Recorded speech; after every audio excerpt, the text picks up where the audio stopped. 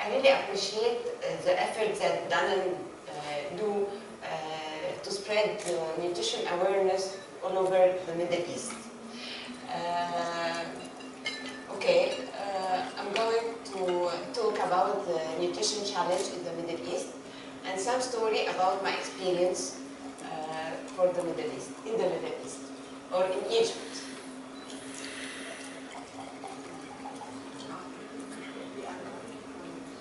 Okay. Being a professional nutritionist in Egypt for the past 15 years, I noticed a lot of bad nutrition habits related to chronic diseases and malnutrition like anemia, type 2 diabetes, memory, and concentration problem, and high cholesterol level, hypertension, and obesity in children.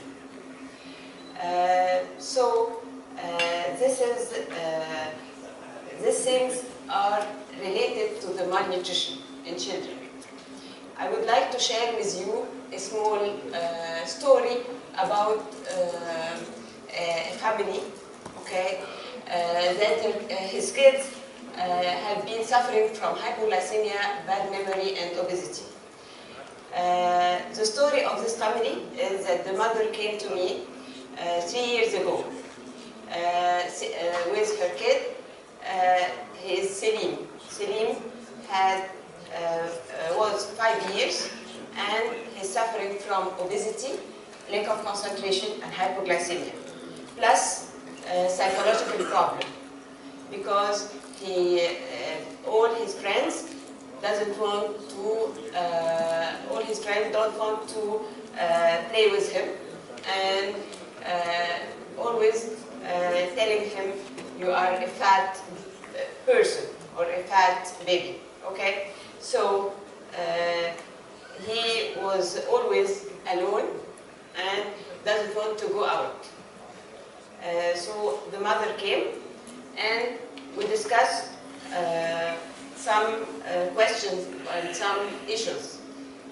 The first thing I asked her about the history of the family. She said we are suffering from diabetes and hypertension and cardiovascular disease. So I asked her about Selim and the history of Selim. She said he was a chubby baby and he was an overweight baby. I told her, and what about his when he was young and when he was 1 year, what is the problem? She said, when he was 4 months, I started to give him food, solid food. I was astonished. How come?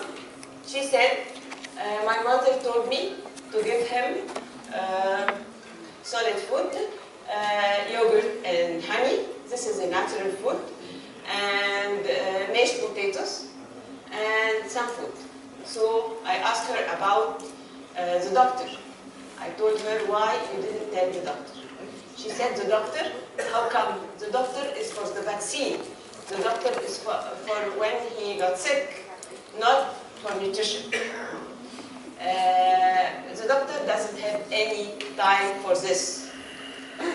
So, and so on. He is a chubby baby. She was very happy that he is very healthy baby with her point of view. So, but now he is suffering. The third thing that I discussed with Selim some issues. I have a challenge to convince a kid with 5 years to let go sweets, let go chocolate, and be a healthy child. This was a challenge. But we will see now the story.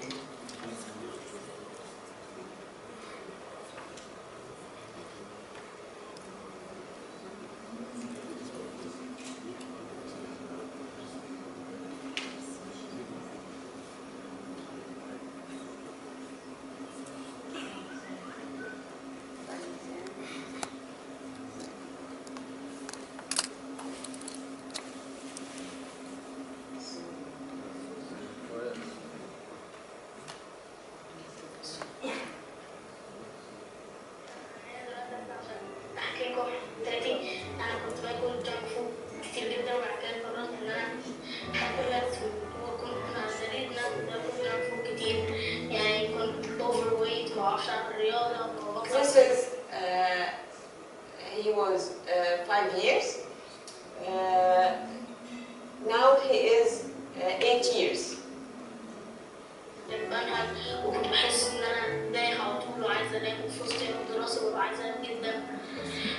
فانا هنا دلوقتي عشان اقول لكم ان كده غلط، والمفروض نبدا ناكل هيلث فود، عشان اصلا اول حاجه عشان نفسنا وعشان صحتنا. وانا دلوقتي بقيت احسن في الدراسه، ما بحسش بجري اسرع، وبقيت بعرف العب رياضه كويس، ولما بطلع السلم ما بنهكش، مركز احسن من الاول. وطبعا ده كان بيأثر شويه على التفكير طبعا في وسط اليوم الدراسي، كنت بحس ان انا احسن في الدراسه. فعشان كده احنا لازم ما ناكلش جانك فود وناكل هيلث فود. وعلى فكره انا يعني كل عيلتي بتاكل هيلث فود عشان خاطري. فريد وده وليد جوزي، وانا عايزه اقول ان احنا دلوقتي كلنا بجد بقينا ناكل هيلثي فود، والجانك فود ده خلاص يعني مبقاش في بالنا اصلا، وده شيء مش صعب خالص، هو الموضوع موضوع تعود. هنا الهيلثي فود وبطلنا الجانك فود، بقيت حاسس بباور اكتر في شغلي وفي حياتي كلها. انا بقيت اشرب ميه كتير قوي، وما كنتش بقيت اعرف اشرب ميه كتير، انا كمان ما كنتش بعرف، بقيت اشرب ميه بدل السوفت درينكس، وبدات اكل فروتس وفيجيتابلز اكتر، وبقيت اكل ناتس، وعملت اكستشينج من الحاجات الانهيلثي للحاجات الهيلثي. وعملت زي اخويا بالظبط، اخويا كلها خلينا نفكر كويس، ما تأثر قوي في المدرسه، وانا كلها بقيت اكل هيلثي فود، وده فرق في حياتي كتير جدا، وانا مبسوط جدا وانا باكلها. حاجه كويسه جدا، مش عيب ابدا ان احنا الكبار نتعلم الصغيرين. وابتدينا ننشر الوعي ده من اصحابنا وقرايبنا، ولقينا في صدى افكتيف كويس.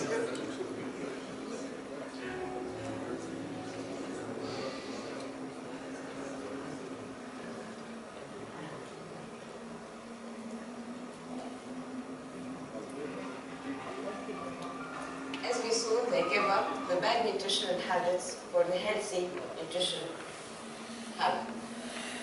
With the help and support of the family, the kids change their habits. So, after seeing the video, we have to know some facts. That the most common nutrition problem among children in the Middle East during the past decade are obesity and lack of concentration. Some factors can contribute to this issue, such as malnutrition, anemia, overeating, and unhealthy eating habits like the fast food.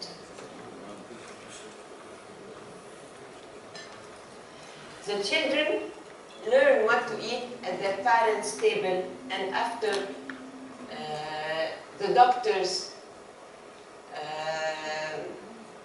what the doctors say. So that's why our primary responsibility as parents is to protect and teach our children how to eat in a world of dangerous opportunity. They are ready to pick up the bad and the good habits that surround them. That's why we have the opportunity to teach them the healthier eating habits that will last a lifetime. By the way, Selim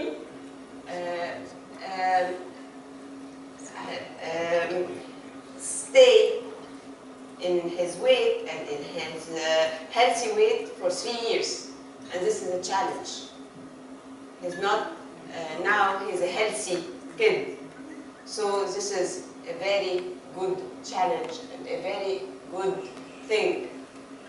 So this is a lifestyle, and give them a longer and healthier life to boot.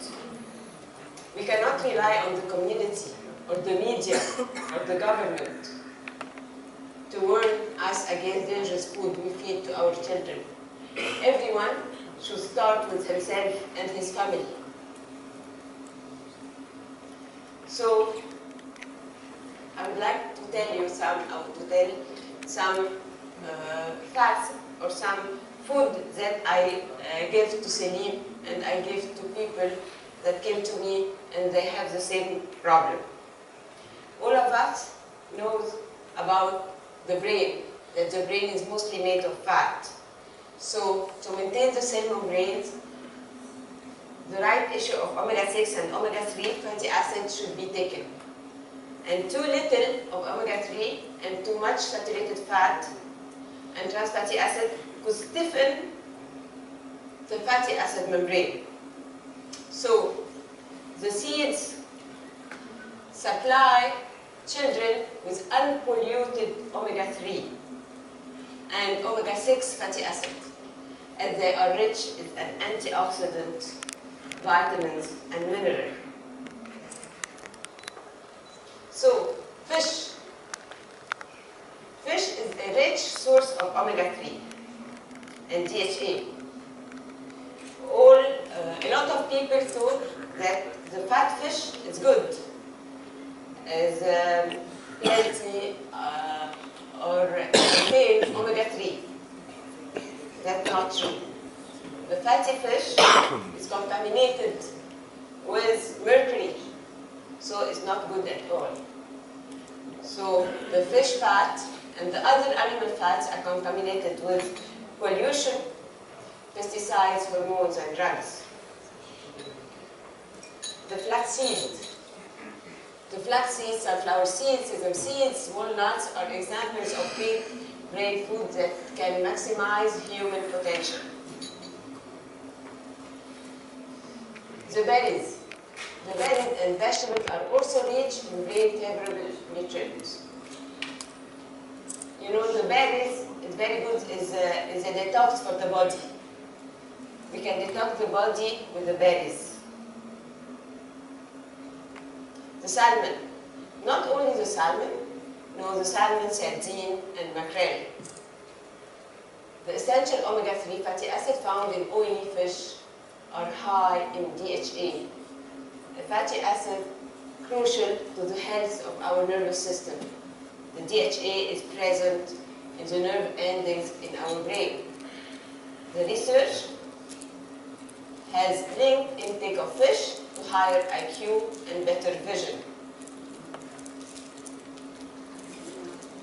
The lean meat. All we know that the meat is rich in iron, an essential mineral that helps kids stay energized and concentrated at school. The lean meat is one of the best absorbed source of iron. But the zinc in meat may also aid memory. This is very important. The egg. Choline is found in egg yolk. It is a nutrient that is essential for brain development and may help in memory function.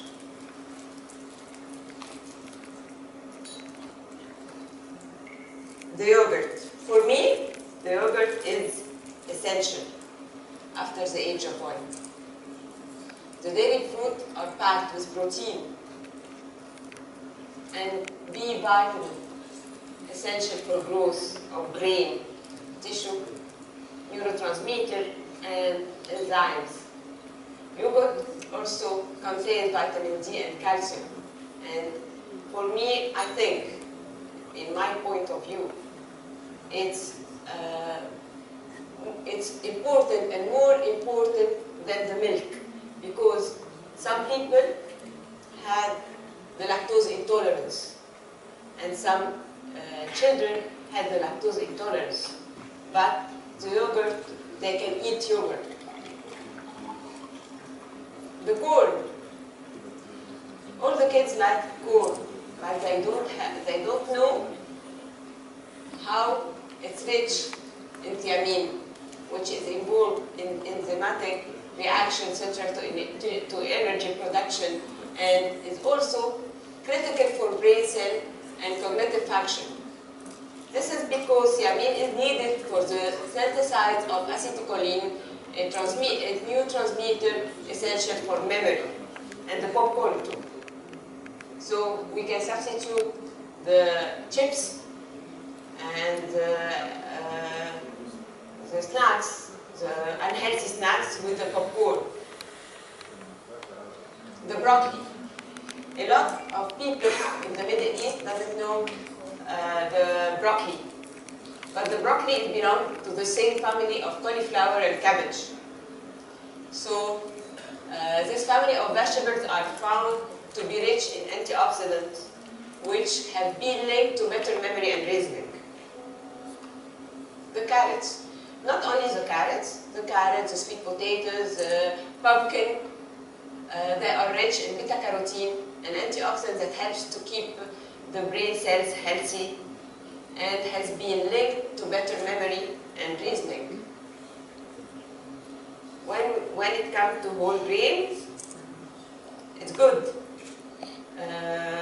I like to say about the whole grains something. I like to tell the children to eat the brown bread, to let them eat the brown bread. They have, they don't like the color of the bread, but when they are young and they eat this bread, okay, this will be a habit. So, because this bread is rich in B vitamin, which nourish a healthy nervous system. And we can choose a bread enriched with iron, which is essential for formation of hemoglobin. And the fiber in whole grains help regulate the release of glucose in the body. And this is very good for the hypoglycemia and the hyperglycemia. I noticed that all the children, before going to the nursery or before going out in the morning, doesn't want to take breakfast. So I told them, I convinced them to eat something. I told them, this is a morning snack. This is not a breakfast. We eat something before going out, and then we eat our breakfast. So we agreed to eat a morning snack, a small morning snack. It can be a yogurt full of vitamin, it can be a cornflakes or cereal and milk, it can be fruit, it can be a toast and cheese, brown toast and cheese. The lunchbox. This lunchbox is not made with me and the kids. We stayed together and we did this lunchbox. I asked them to tell me what they like to eat. They told me they like to eat, or they love to eat sandwich in school or in the nursery. So I put a sandwich. This is the sandwich. Okay. They don't like fruits, but I convinced them to eat fruits. So we did a tabadul. I put a sandwich, and they will eat a fruit. So the sandwich has to contain cheese, lettuce, cucumber, and then this is the fruits and a cup of milk. And this carrot cake, this is a healthy carrot cake. I give a recipe of a healthy carrot cake for the mothers. The lunch. This is my plate that Michelle Obama did it. I believe that this is nicer than the food pyramids. You know, Michelle Obama did this for the kids instead of the food pyramids. So my plate say we have to eat in lunch fruits, vegetable, grains and protein and dairy. So this is the lunch, and this is the portion, and it's very easy to do it, and it's very easy to make it for the children and to tell the children how to eat. The snack. I believe that the snack between the lunch and dinner is very important because in this time our children are in front of the TV or at the club or playing sports, the garden. So they eat anything. They eat whatever they sow. So we have to present for them something healthy. So I convince them to eat the sweet potatoes and the healthy carrot cake, healthy recipe of carrot cake, and the raw nuts and the popcorn, and of course the fruits and the vegetables. But these things is more attractive for them. The dinner. Body needs calcium during sleep time to be able to grow in a healthy way.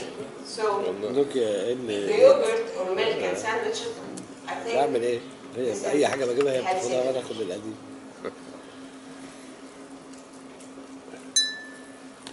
This is the daily menu that is present in my plate. The breakfast has to contain dairy, fruits, protein, grains or cereals. Snack between breakfast and lunch, dairy and fruits, lunch, fruits, protein, grain and vegetable, snack, dairy and vegetable, the dinner, vegetable, protein, and grains. The conclusion is, after teaching our kids the best way of healthy eating habits, the best way to prevent overeating or undereating is to let the child to be in charge of how much or how little he eats. يعني بلاش كلمة لو ما خلصتش طبقك هضربك، أو لو ما خلصتش طبقك هيجي وراك يوم القيامة، الحاجات اللي احنا كنا بنقولها للأطفال وهم صغيرين. لأنه دي الحاجات دي هي اللي بتبوظ الأطفال، يعني هي اللي في الآخر بنسفر منها لما بيكبروا. Thank you.